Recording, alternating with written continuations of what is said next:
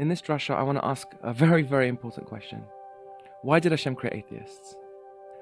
Rav Kook famously answers that question. He says that Hashem created atheists because atheists protest evil. So they should inspire religious people, because what? Religious people do not protest evil. They misuse their emunah, their faith, to say that all evil is really just hidden good and Hashem is going to take care of it.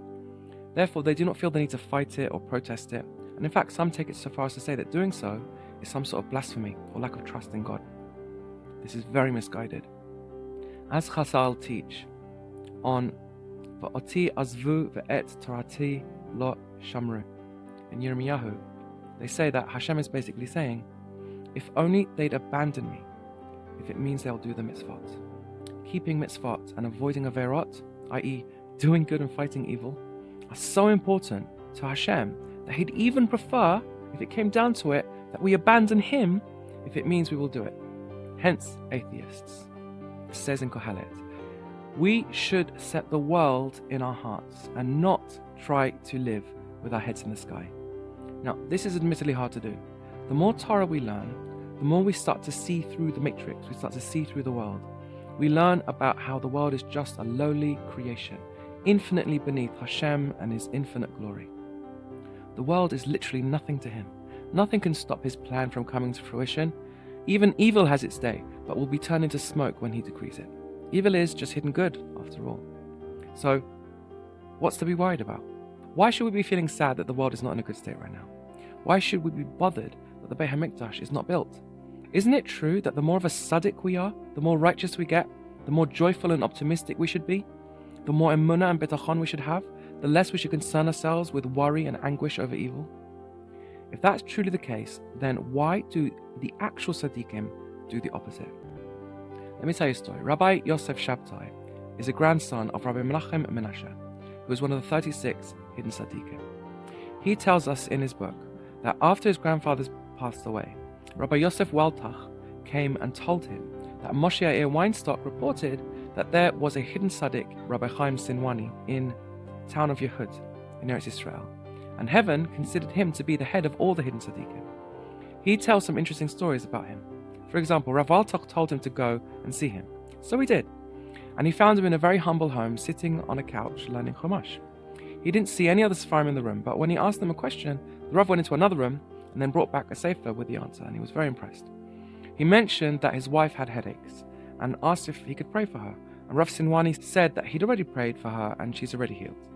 He looked at his watch and it was 11 a.m. Later on, when he got back to his wife told him that his headaches had ended at 11 a.m. So he went back after that and became very close with Rabbi Sinwani. He saw that the room that he went into was actually full of holy Sfarim. Eventually, in Rav Sinwani's humility, he revealed to him some stories that he'd never told anybody else, that happened to him in Yemen before he came to Eretz Israel. Turns out that in Yemen, near Sinwan, there was a large village of demons in the area, and they were actually observant, and they davened to Hashem. They had a shul, but someone had recently built a new shul, and now there was a dispute about it going on in the Kehillah. And they wanted to know whether they should split the Kehillah into two different minyanim or remain in one original shul. And they wanted him to rule because he was the local rabbi. So he told his wife not to worry, he was going to faint for a few hours, but he was going to come back.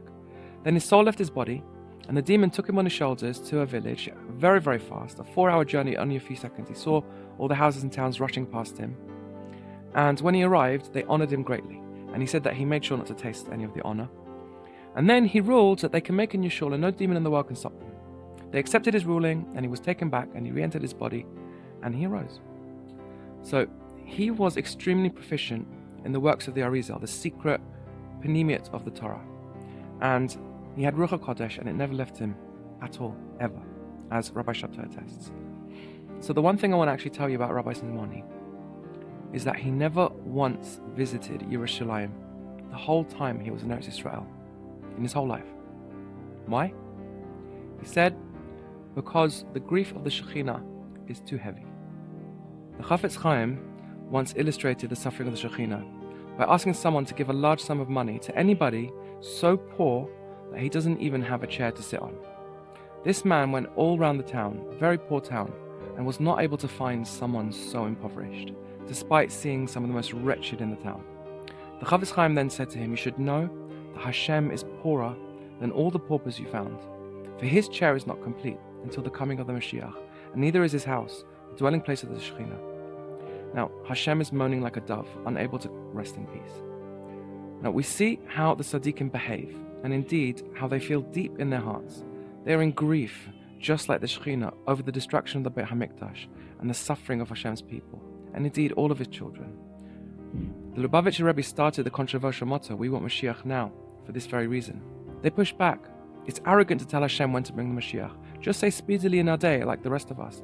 But he retorted that every single second that the Mashiach delays is 7 billion seconds of suffering for humanity and infinite grief for the Shechinah.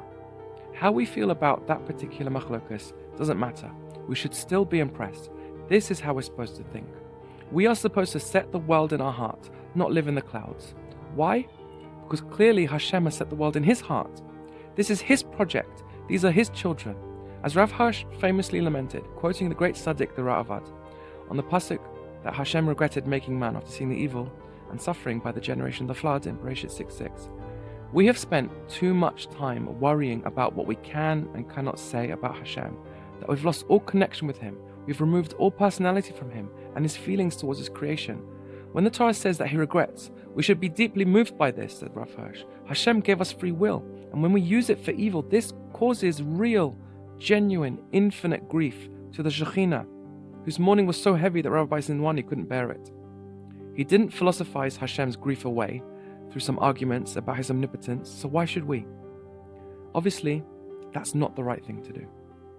As the Alter Rebbe teaches in Likutei Torah Kedoshim, if we only knew how precious Hashem is, if we truly knew, like our Tzaddikim, we wouldn't make this mistake. We would feel genuine compassion that he has not got his house, his children have become defiled and corrupted, and the world is filled with suffering. It's not meant to be this way. We're all suffering too, deep down. And I don't mean suffering from bombs and anti-Semitism, that too. We're all silently suffering in a disconnected world where every day we feel unheard, far from our loved ones, and like we're lost in the dark, suffering in unimaginable ways that cannot even be expressed. It shouldn't be this way. Hashem didn't create the world to be this way. He created this world for the secret joy that we still hope for deep in our unbreakable Jewish neshama. The joy of closeness and goodness and trust and love.